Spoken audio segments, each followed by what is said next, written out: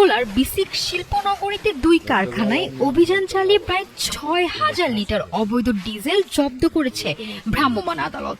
জরিমানা করার পর অভিযানে বাধা দেওয়ার অভিযোগ উঠেছে কারখানার মালিক ও শ্রমিকদের বিরুদ্ধে। ভোলার বিসিক শিল্পনগরীতে রাতভর অভিযান চালায় ভ্রাম্যমাণ আদালত। এ সময় 2টি কারখানা থেকে প্রায় 6,000 লিটার অবৈধ ডিজেল জব্দ করা হয়। খান ফ্লাওয়ার মিলস থেকে উদ্ধার করা হয় প্রায় 4,000 লিটার এবং তৃষ্ণা বেকারি থেকে 2,000 লিটার।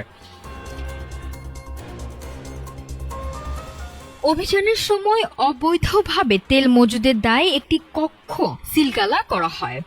এছাড়া পেট্রোলিয়াম আইন অনুযায়ী 2 প্রতিষ্ঠানকে মোট 1.5 লাখ টাকা জরিমানা করা হয়। তবে জরিমানার পর পরিস্থিতি উত্তপ্ত হয়ে ওঠে।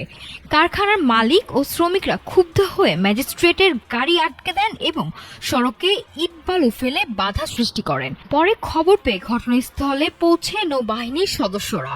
তাদের হস্তক্ষেপে পরিস্থিতি নিয়ন্ত্রণে আসে।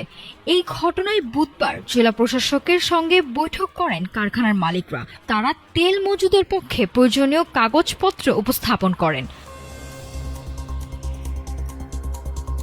বারবার অভিযানের মুখে পড়ছে বিসিক শিল্পনগরীর বিভিন্ন কারখানা। নিয়ম ভঙ্গের অভিযোগে প্রশাসনের নজরদারি আরও জোরদারের কথা বলছেন সংশ্লিষ্টরা। আইন ভঙ্গের বিরুদ্ধে এই ধরনের অভিযান অব্যাহত থাকবে বলে জানিয়েছে প্রশাসন।